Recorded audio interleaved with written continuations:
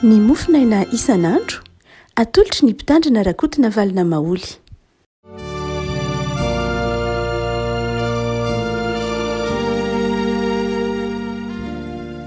Faly tsika ry avako malala tratry ity Alarobia fa 14 ny volana Jolay ity.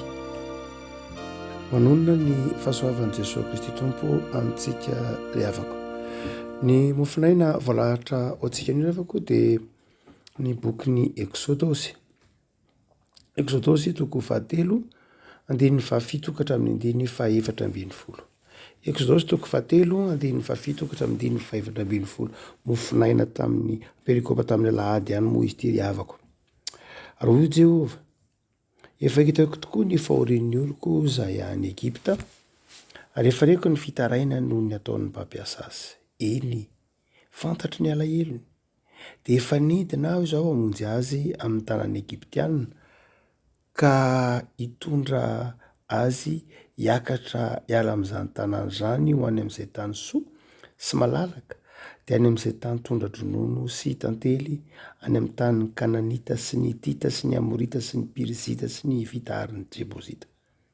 Ary ankehitriny, indro ny fitaraina ny zanak'Israely dia efa mbiety amiko, sady efa hitako ny fahoriana izay ampahorian'ny Egyptianina azy, koa avy ankehitriny ianao irahiko ho any amin'ny Farao hitondra ny zanak'Israely oloko hivoaka avy any Egypta. Fa ho misesy tamin'Andriamanitra, iza moa hoano akany amin'ny Farao sy hitondra ny zanak'Israely hivoaka avy any Egypta? Ary hoy izy, ombanao tokoa, ary izao ny famantaranao anao, fa izaho no efa naniraka anao rehefa entinao mivoaka avy any Egypta ny olona, dia hanompan'Andriamanitra eto amin'ity tendrombohitra ity ianareo. Ary ho misesy tamin'Andriamanitra, indro rehefa tonga any amin'ny zanak'Israely ka manao aminy hoe Andriamanitra ny razanareo no efa naniraka aho aty aminareo, ary anao amiko hoe kosa izy, iza moa no anarany, dia ahoana no havaliko azy? Ahoy Andriamanitra tamin'ny Mosesy, izaho izay izy hatrizay ka ho mandrakizay, ary hoy koa izy, izao no lazainao amin'ny zanak'Israely, izaho izay izy no efa naniraka ahy aty aminareo. Ray masonao manamasinana ny fahamarinana ny teninao ny fahamarinana. Amen. Tsy dia mora loatra kory ry havako malala ny lalana diavin'ny Mosesy, na ny andraikitra ny menan'ny Mosesy. Mosesy izay nantsoin'Andriamanitra hitondra ny zanak'Israely mivoaka ny tany Egypta. Fitininy ity andininy vitsivitsy eto am-pelatana antsika ity ary ny lalana diavin'ny Mosesy, nandeha ataontsika hoe ny toetra izay nahatonga ny Mosesy afaka nitarika, inona ny zavatra nitranga ka nahatonga ny Mosesy afaka nitarika, ary nanana fahasahiana koa aza hitarika na dia teo aza ny fitarainan'ny Mosesy hoe olona hafa tendren'Andriamanitra amin'ny toko 7.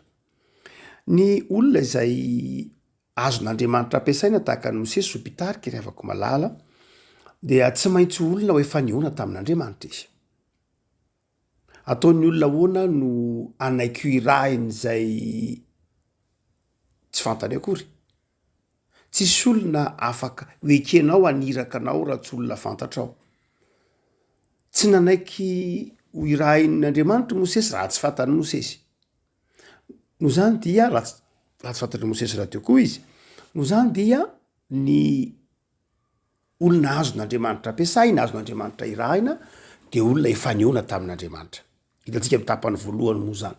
Mosesy niona tamin'Andriamanitra tao tany ampiandrasan'ondry, tany amin'ny faritry Midiana, ary Mosesy izay niona tamin'Andriamanitra tao amin'ny roimemy nondrasan'Andriamanitra tamin'ny olona azon'Andriamanitra ampiasaina hoy tsika teo, dia olona efa niona tamin'Andriamanitra. Ary tsy vitan'izay ihany, fa olona efa nahatsapa ny fahamasinan'Andriamanitra, nahataon'Andriamanitra nahatsapa ny fahamasinan'Andriamanitra. Hoy ny Tompo tamin'ny Mosesy, esory amin'ny tongotrao iny kapiny, fa tany masina io hitsahanao io. Zany hoe olona efa midika le hoe manala kapa moa dia midika hoe niala tamin'izao tontolo zao, niala tamin'ny fomba fisaina n'izao tontolo zao, raha jerena amin'ny heviteny tsotra. No zany dia ny olona azon'andriamanitra iray na dia olona zay efa nahita ny fahamasinan'andriamanitra niona tamin'andriamanitra ary nanaiky handraiza ny fahamasinan'andriamanitra zany ko fahamasinany. Fa ny fahatelo de zao olona zay efa nanehoan'andriamanitra ny anarany. Io moa zany Mosesy nampahafantarin'andriamanitra ny tenany hoe zao izay izy hatrizay. Olona efa nampahafantarin'andriamanitra ny heriny sy ny fahasoavany. Zany mahatonga ny Mosesy ho azon'andriamanitra ampiasaina raha avako malala. Satria Andriamanitra dia niantso an'i Mosesy ary nanefy azy mba afaka manatanteraka ny asa zay nintsony azy. De mahamasinina izy tao amin'ny ho am'izany fahamasinana izany. Fa itsika manao hoe mafy ny lalana ny diavin'ny Mosesy tamin'ny fanefena azy, tamin'ny fanamboaran'Andriamanitra azy. Nantsoin'Andriamanitra izy, de nitefen'Andriamanitra izy ary nampahafantarin'Andriamanitra azy ny fahamasinana, ny fahalebiazany. Fa zavatra anankiroa hoentina mampaitsika ry havako amin'ity 7:7 ty de lafinjavatra roa. Lafinjavatra anankiroa izay tojo na matetika tojo zay tsika mpanompon'Andriamanitra. Tsika efa niona tamin'Andriamanitra. Any tompo isika tahaka ny Mosesy, tsika efa nandray ny fahamasinan'Andriamanitra tamin'ny alalan'ny fanamasina, tamin'ny alalan'ny batisa, tamin'ny alalan'ny famelan-keloka. Tsika efa mahafantatra an'Andriamanitra fa izy ilay hatrizay mandrakizay nanonona ny fanekempinoana isika sy ny sisa rehetra. Dika zany dia efa mbi eo amin'ity toerana misy an'ny Mosesy ty isika mpanompon'Andriamanitra. Fa ny olona de zao mety ho tsy afa-mandroso tahaka ny fandrosoan'ny Mosesy isika no ny antony anankiroa. Mety ho tsy afaka mandroso na tsy ho azo ampiasaina tahaka ny nampiasan'Andriamanitra amin'ny Mosesy isika no ny antony anankiroa.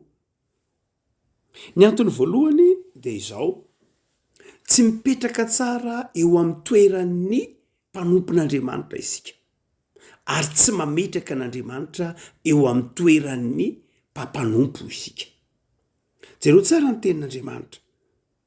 Hoy izy manao hoe amin'ny 7:7 zay voavy vakitsika teo, hoy izy manao hoe hitako ny fahorian'ny oloko zay any Egipta.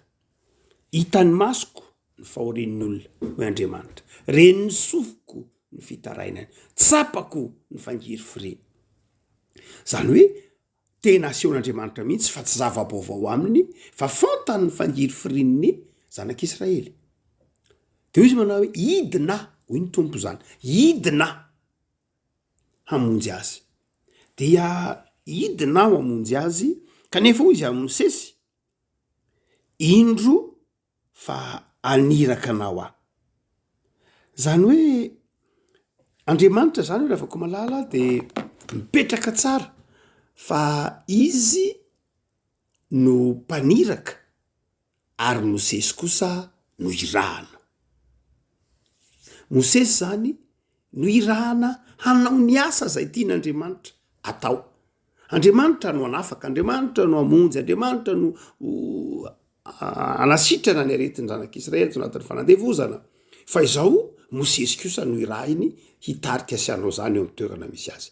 Raha tsorina zay irahan'Andriamanitra zany, no tongotr'Andriamanitra, ny tanan'Andriamanitra, mason'Andriamanitra, lohan'Andriamanitra, sain'Andriamanitra miasa. Zany hoe Andriamanitra zany miasa ao anatin'ilay iraka izay ampanaoviny zavatra. Fa ny mitranga rehefa malala de izao mifamadika am'izay.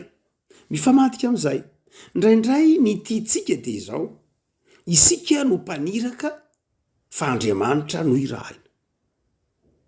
Mifamadika am'izay ny fomba fijerintsika n'Andriamanitra na fomba ny fijerintsika ny fiainana.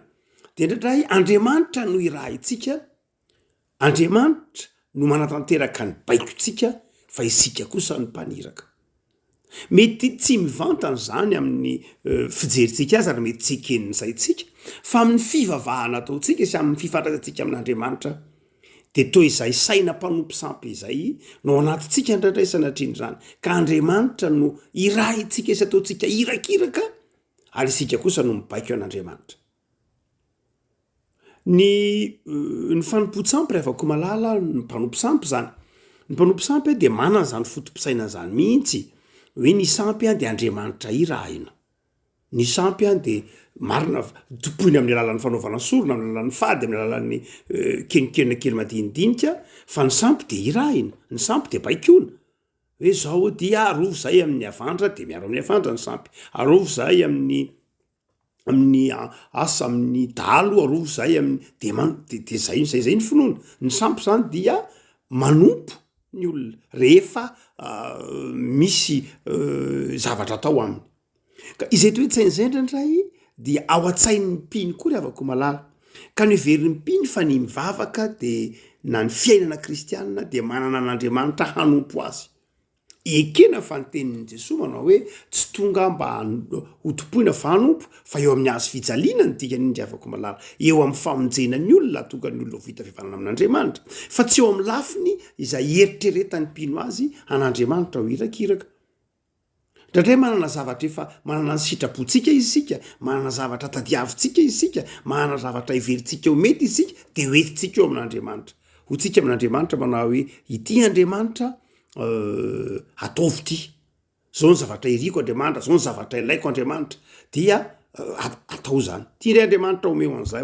omeo an'ity indray Andriamanitra ataovy amiko indray ity Andriamanitra zay no eritreretintsika n'Andriamanitra irakirakintsika Andriamanitra satria aza moa misy fotoana isika mamaritra mihitsy manao hoe tongava daholo ianareo fa amin'ny valora maraina dia zay rehetra marazo zay rehetra mandringa dia tongava amin'ny valora maraina etsy ananina fa ho sitrana na koa ho anareo zay mandringa ho anareo zay manana fahasiampanana tongava ndray amin'ny roa fa sitrana ho anareo zay manana olana ra-panambadinana olana tokantrano tongava amin'ny dimy fa sitrana rehefa malala marina fa ny teny ny tompo manao hoe angatao zay tianareo marina fa ny tompo tena nafatra manao hoe mangatà dia omena fa izao tsy midika mihitsy zany ho mibaiko an'Andriamanitra ianao ka afaka miteny amin'Andriamanitra hoe tongava amin'ny sivy dia sitrano daholo reto olona reto Andriamanitra na tongava amin'ny roa Andriamanitra dia vao daholo ny olana reto olana reto Andriamanitra tsy ry havako malala isika no ampiasain'Andriamanitra fa tsy Andriamanitra mihitsy no mampiasa antsika fandrareo tsika teo mifamadika ny toerana dia tsy gaga isika raha ohatra ka tsy mivaly olantsika aza gaga raha ohatra ka ny eo ihany ny eo satria nahoana satria lay Andriamanitra no ampiasainao fa tsy ianao no ampiasain'Andriamanitra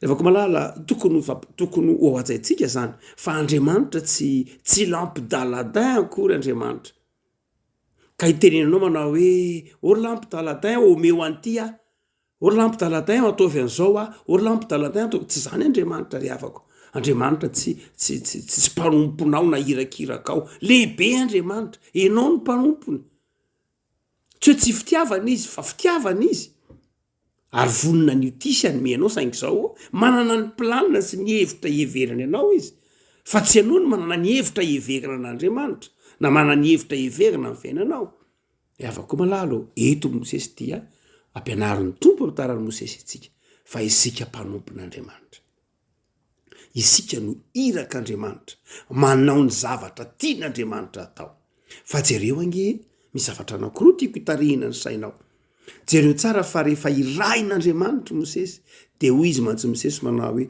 momba anao zany hoe izy olona irahin'Andriamanitra nge fa tsy mpaniraka an'Andriamanitra ny olona irahin'Andriamanitra dia mahazo matoky fa momba azy Andriamanitra mitay azy Andriamanitra miaro azy Andriamanitra mampahery azy Andriamanitra mampandresy azy Andriamanitra ary io ny teneny tompo amin'ny Mosesy manao hoe maniraka anao any amin'ny Farao mandehany ianao amin'ny andininy 12 omba anao tokoa ary anao famantarana sy fahagagana maro samihafa satria za momba anao ary hoy Paoly manao hoe manoatra noho ny mpandresy isika ry havako malalo rovintsika ny manana zany toe-panahy manoatra noho ny mpandresy zany rovintsika mahatsiary ny fomba an'Andriamanitra rehefa manaiky fiasana sy fitaovana eo ampelantanan'Andriamanitra pino manaiky ho iraka Andriamanitra pino mametra-panontaniana amin'Andriamanitra manao hoe inona Andriamanitra ny tokony ataonay ho anao fa tsy mametra-panontaniana fa tsy miteny amin'Andriamanitra manao hoe inon'Andriamanitra ny tiako atao, ny tiako ataonao. Fa pino mametram-panontaniana amin'Andriamanitra manao hoe Andriamanitra, inona reny tokony ataonay? Tahaka an'ireo olona zay rehefa nitoriany Jaona mpanao batisa teny ao amin'ny Luka 2:2, Luka 2:3 dia nametram-panontaniana tamin'ny Jaona mpanao batisa manao hoe inona re no ataonay? Avako malala, ny mpanompon'Andriamanitra manaiky irahan'Andriamanitra dia mametraka an'izany fanontaniana zany hoe itya irao inona ny tianao ataonay Andriamanitra? Ny fiangonana ry afako malala dia fiombonan'ny olona manaiky ira an'Andriamanitra, fa tsy fiombonan'ny olona manao an'Andriamanitra ho irakiraka sanatria. Fa fiombonan'ny olona manaiky ny sitrapon'Andriamanitra, fiombonan'ny olona efa niaona tamin'Andriamanitra no hamasin'Andriamanitra ka manaiky ho fiasana eo ampelantanan'Andriamanitra, ary Andriamanitra kosa manaiky omba azy araka ny tenin'i Jesosy hoe mandehana fa momba anareo mandrakariva. Fa ny faharoa sady farany hotsika teo dia zao, irak'Andriamanitra Mosesy dia itsika taon'ny tompo mba hanatsiary fa iraka isika. Fa ny faharoa dia zao rehefa ko malala ny fomba fijerintsika olana eo an dia izao, Andriamanitra no raha nijery ny zanak'Israely izy ary niteny tamin'ny Mosesy izy manao hoe zary Mosesy mahita olana. Ny olana dia zao hitako ny fahorian'ireo Egyptiana, ny fahorian'ireo zanak'Israely ireo ampijalian'ny Egyptiana, hitako ny fangiry firiana, hitako ny ranomasina, hitako ny sentin'ny fony, hitako ny zavatra rehetra izay mahazo azy, tsapako zany, reko zany. Zany hoe Andriamanitra ny mahatsapa ilay olana, Andriamanitra ny mahita ilay olana. Eny tokoa matony taraina ny zanak'Israely nitondra ilay olana teo amin'Andriamanitra dia tsapan'Andriamanitra olana tokoa ilay izy. Andriamanitra ny nahatsapa ilay olana rehefa noentin'ny zanak'Israely teo amin'ilay olana, ary rehefa tsapan'Andriamanitra fa olana ilay izy dia naniraka ny Mosesy ho vahaolana izy. Ny tsy tokony nadona zany rehefa ko malala dia izao, misy olana zay everinao olana fa mety tsy olana ange amin'Andriamanitra ilay izy. Ity zao nitaraina ny zanak'Israely, olana amin'ny zanak'Israely io hoe mangiry firy zay mijaly zay, fa nentiny teo amin'Andriamanitra io dia hitan'Andriamanitra olana tokony vahana. Fa tsy zay rehetra olana entinao amin'Andriamanitra akory dia raisin'Andriamanitra olana ry havako malala. Mety misy eritreretina olana fa tsy olana ange amin'Andriamanitra. Mety miteny hoe za zan'Andriamanitra tsy manam-bola mihitsy ahy zany, za Andriamanitra marary, za Andriamanitra ny zanako tsy milamina, za Andriamanitra ohatr'izao. Fa mety tsy olana amin'Andriamanitra ke zany. Hoy ny tompony hoe amin'ny herinandro anao dia sitrana, amin'ny tapabolana anao dia mandray pension, mandray karama, ka inona mahaolana an'izany? Mety eritreretina olana mavesatra ilay izy, fa mety tsy olana mihitsy amin'Andriamanitra. Zany hoe ny olana amin'Andriamanitra dia Andriamanitra ny mamaha azy, fa zay eritreretina olana amin'ny fiainanao mety tsy olana amin'Andriamanitra. Paoly angefa tratran'izany, hitantsika amin'ny Korintiana 2:10. Hoy Paoly manao hoe manana olana be Andriamanitra fa za marary. Araka ireo lova-tsofina dia hoe toratorany Paoly, marary maso Paoly sy ny sisa rehetra dia nitahina tamin'Andriamanitra izy. Hoy Paoly manao hoe intelo be zao nge zany nitahina tamin'Andriamanitra. Olana zany amin'ny Paoly hoe raha salama zao dia afaka mitory ny filazany tsara, tonga hatrany Espagne sy ny sisa rehetra raha sitrana. Dia hoy ny tompo manao hoe olanao zany fa tsy olako. Aminao zany no olana. Hoe anao marary, anao ohatr'izao, aminao zany no olana. Fa amiko zany tsy olana hoe Andriamanitra. Asa ty tsy olana amiko dia zao ny heriko tanterahana amin'ny fahalemena.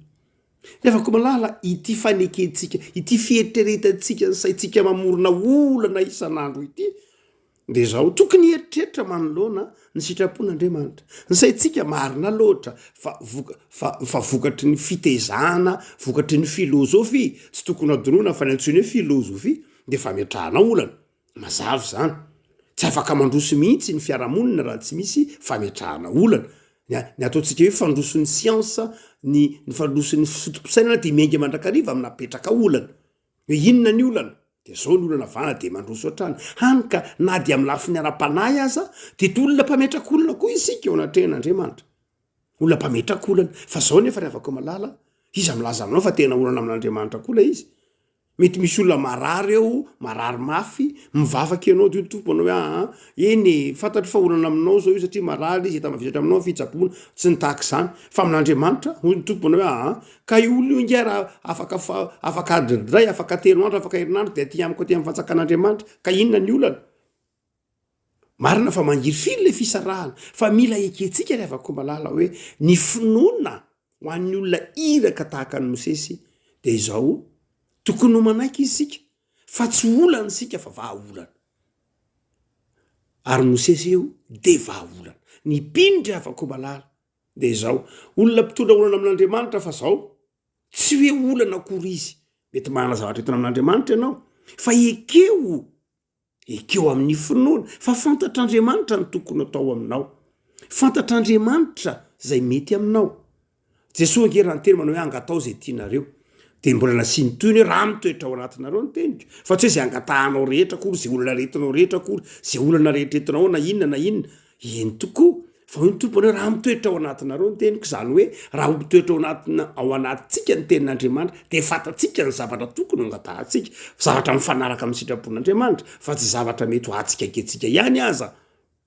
ry avako malalo mpanompon'Andriamanitra isika de mahazo matoky fa ny fomba fitondran'Andriamanitra ny fiainantsika mifankatoavantsika ny sitrapony de momba sy mitahy atsika izy ary ny olana zay everitsika olana de tsy olana amin'Andriamanitra rehefa olana tian'Andriamanitra hovahana de mivaha io ary rehefa olana fantatr'Andriamanitra fa tsy olana de ampahireziny sika miatrika an'izany omeny fahazavan-tsaina ny kristianina de tsy olona kamo akory ka maniraka an'Andriamanitra tsy olona kamo ka mpitondra olana hovahana ao anatrehan'Andriamanitra fa ny kristianina de olona mandray andraikitra nomen'Andriamanitra fahazavan-tsaina sy herin-tsaina sy fifaliana handray andraikitra ary atrika ny olan'ny hafa ny kristianina de zao vahaolan'ny hafa izy am'izay andrahan'Andriamanitra azy ary eo mamarina ny tenin'ny François d'Assise am'vavaka nataon'ny François d'Assise hoe tompo am'izay rehetra irao am'izay toerana mety misy korotana mba hitondra fiatanana